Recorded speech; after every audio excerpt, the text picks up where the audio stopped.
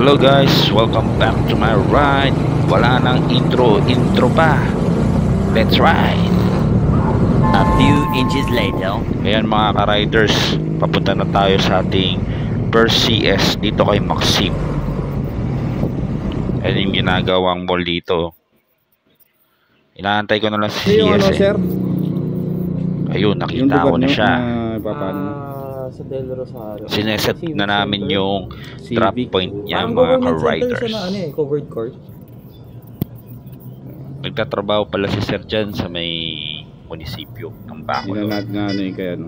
Meron na din dito sa may Bacolor, Pampanga eh. Ako letter kami yun. So, alis na kami ha. Let's ride. Yeah.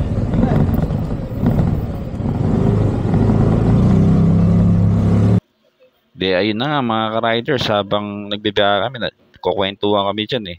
Kung ano-ano yung kwentuhan namin dyan. Sir, pwede yun. At pagkatapos mga ka-riders, ayan, makita nyo, nag-aapoy na dito. Sobrang init kasi. Sobrang init dito sa Pampanga. Ayan na, nag-aapoy na yung mga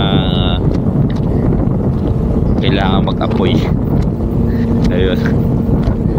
So yun na nga mga ka-riders, sobrang mausok dyan dahil nga may apoy. So ayun, ano nga ba magandang kwentuhan natin mga ka-riders? Parang wala naman eh.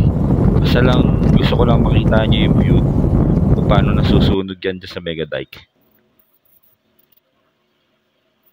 Pero ang sarap laruin ng 360 ah. Malino A few pa. inches later. Kaya mga riders eh, malapit-lapit na kami sa aming pupuntaan. Kapampangan talaga pupuntaan. So malapit ko nang may atid si Sir. Ayan. Siya pala gumawa ng map dito sa dito sa Bacolor. Nakwento niya sa akin. 1 hour later. Wala lang, nakwento lang niya. Tapos ito nahatid na namin. Nahatid ko na si boss sa kanyang location. Sa kanyang drop location.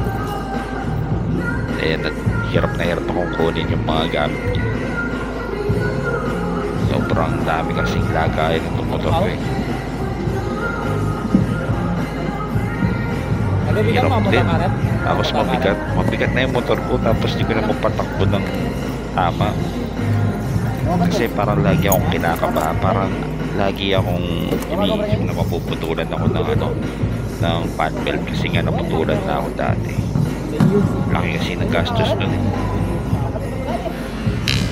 Film Rider. Please subscribe, like, and share to my YouTube, Facebook page, and TikTok. Salamat po. Tapos nga pala, wala na nga pala siyang arangkada SHIN. kasi sa sobrang bigat na niya. So paalam mga riders.